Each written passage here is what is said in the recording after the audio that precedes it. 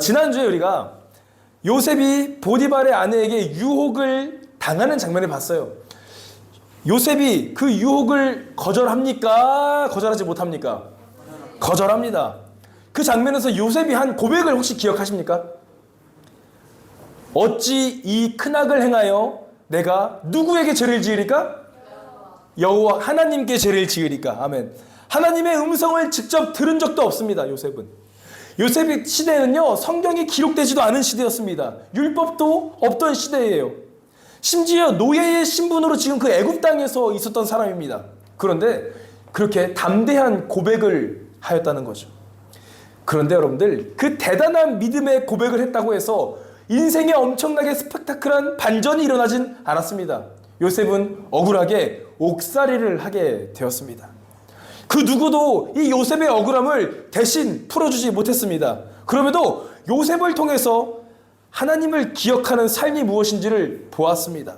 오늘은 요셉의 삶의 끝자락에서 한 고백을 보려고 합니다. 오늘 본문은 요셉이 17살에 애굽으로 팔려간 이후에 20년이 넘은 시간 후의 이야기입니다.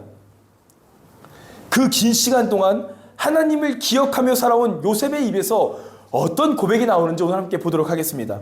요셉의 삶을 정의하면 우리는 한 단어라고 했죠. 뭐였죠? 많이들 꿈이라고 생각한다고 했습니다. 지난주에 그렇게 얘기했죠. 겉보기에는 그렇게 보입니다. 요셉은 꿈을 받은 사람이 맞습니다. 그 꿈은 어떤 꿈이었어요? 요셉이 받은 꿈은 뭐였습니까? 그쵸. 해와 달과 별들이 요셉에게 절을 하는 꿈. 즉 그 꿈들은 뭐냐? 형들과 부모님이 자신에게 절을 하는 꿈을 요셉은 꾸었다는 거죠. 요셉이 애굽의 총리가 되기까지 13년이 걸렸습니다. 그리고 형들을 다시 제외하기까지 약 20년이 넘는 시간이 흘렀습니다. 그 긴 시간 동안 과연 요셉은요, 꿈을 붙들고 살았을까요? 오늘 그 이야기를 한번 해보려고 합니다.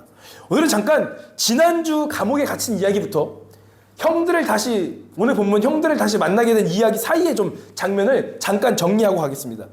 요셉은 자기가 하지도 않은 억울한 일 때문에 지금 감옥에 갇혀 있습니다. 엄청 억울하지만, 너무 억울하지만 그의 목소리는 그 누구도 듣지 않았습니다. 그런데 그 감옥에서 특별한 경험을 합니다. 바로 두 명의 사람을 만납니다. 떡 굽는 관원장과 술 맡은 관원장을 만나게 됩니다. 동일하게 이 둘이 한시에 한 꿈을 꿉니다. 둘이 꿈을 꾸는데요, 그 꿈이 너무나도 이상한 꿈이어서 그 누구도 해석하지 못하는 상황이 있었습니다. 그런데 그 꿈을 들은 요셉이 해석을 해주죠. 같은 날 꿈을 꾸었지만 결과는 너무 달랐습니다. 요셉이 꿈을 해석한 대로 이루어지는데 어떻게 이루어지냐? 떡 굽는 관원장은 사형을 당합니다.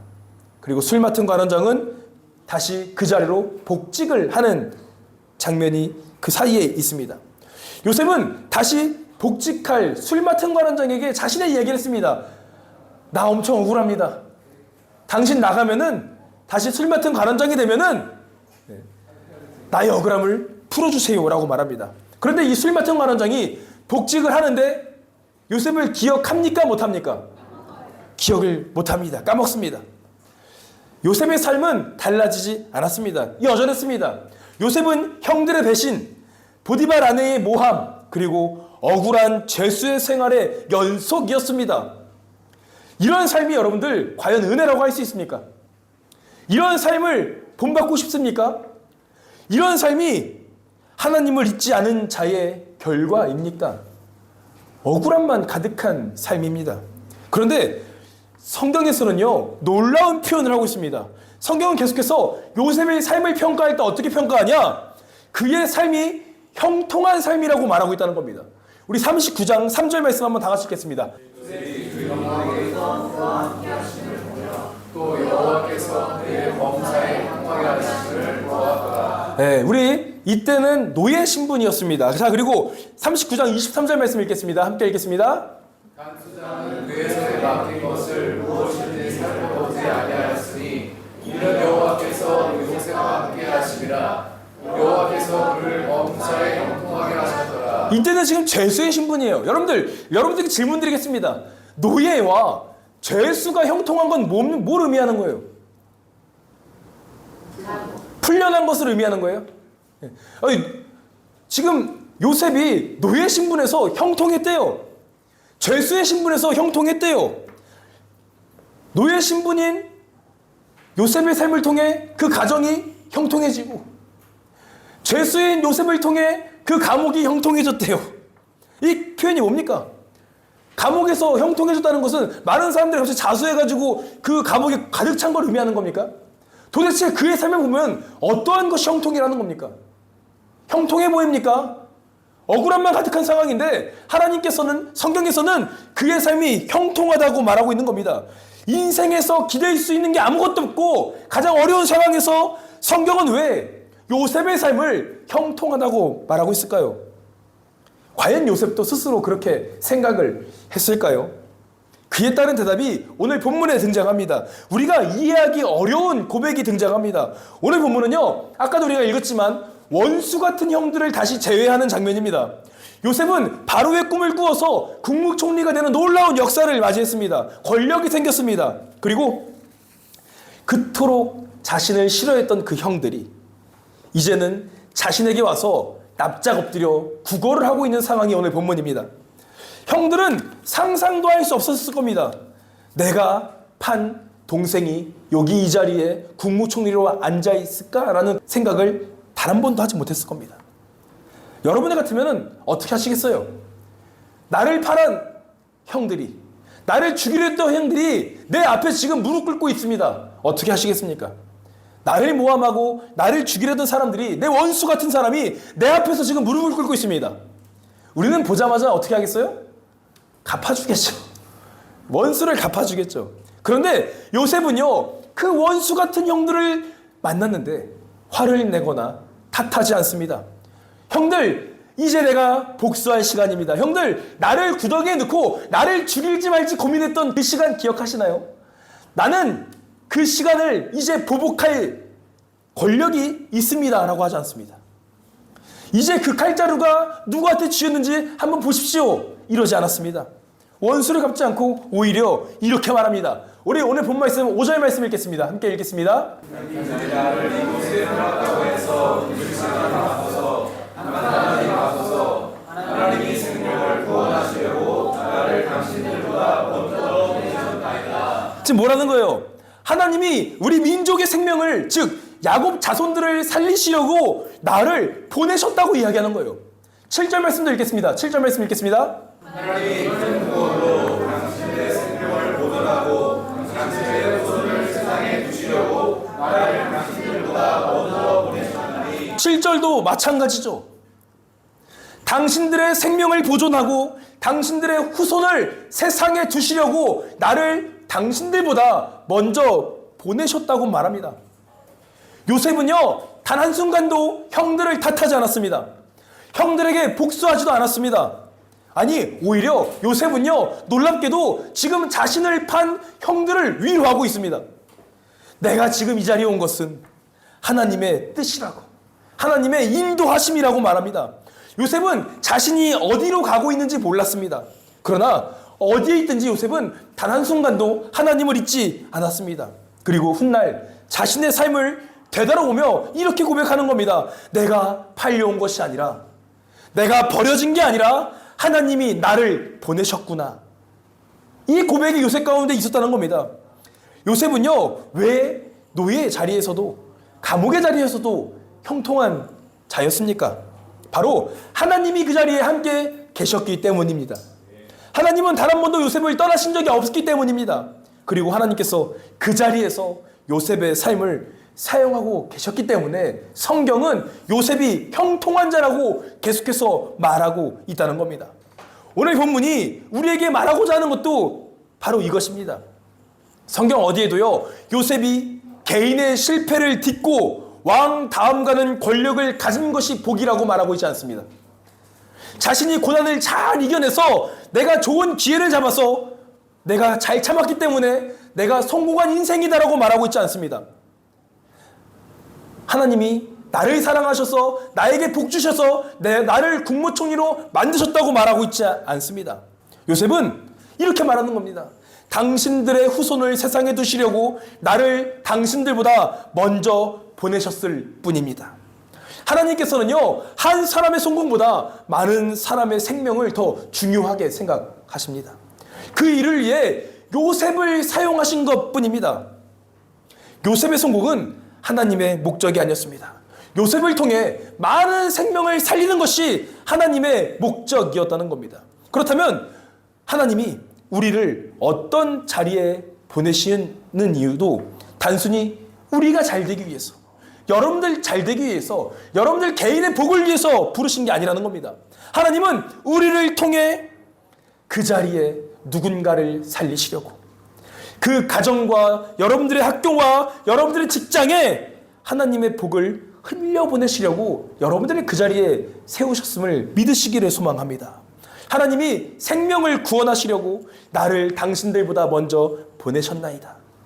나를 이리로 보낸 이는 당신들이 아니요 하나님이다. 요셉은 자신의 꿈이 이루어진 것을 말하고 있지 않습니다. 자신이 해냈다고 말하고 있지 않습니다. 오직 하나님이 나를 보내셨다, 하나님이 하셨다는 것이 그의 삶의 고백이었습니다. 더 놀라운 것은 요셉이 그 긴 시간 동안 억울함으로 가득한 그 칠흑 같은 시간을 보내면서 단 한 번도 하나님께 따지는 장면이 등장하지 않습니다. 하나님, 왜 형들이 나를 이렇게 팔았습니까? 하나님, 왜 나는 노예가 되어야 됩니까? 하나님, 내가 왜 억울하게 옥살이를 해야 됩니까? 나는 하나님의 말씀을 지켰는데 왜 나를 더 힘들게 하십니까? 이러한 질문과 분노의 그 모습이 단 한 구절도 등장하지 않는다는 겁니다. 하나님, 내게 꿈을 주셨는데 왜 그 꿈 안 이루어주십니까? 언제 이루어집니까? 라고도 말하지 않았습니다. 요셉은 자신의 인생이 왜 이렇게 흘러가는지 다 알지 못했습니다. 이해하지 못했습니다.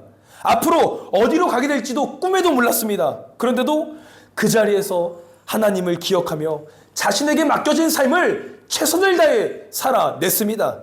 그렇게 살아온 사람의 입에서 나온 고백이 바로 이것입니다. 내가 팔려간 것처럼 보였는데 하나님의 보내심이었다.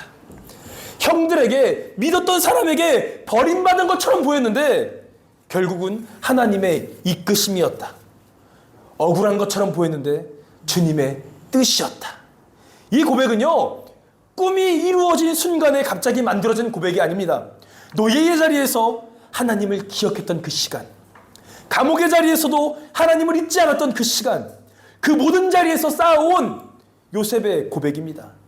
지난 시간에 우리가 보았던 것처럼 하나님은 성공한 사람을 기억하시지 않습니다. 하나님을 기억하는 사람을 통해서 하나님은 일하십니다. 요셉의 고백은 바로 그러한 삶에서 나온 고백입니다. 꿈만 보는 사람은 꿈이 이루어지면 내가 해냈다고 말합니다.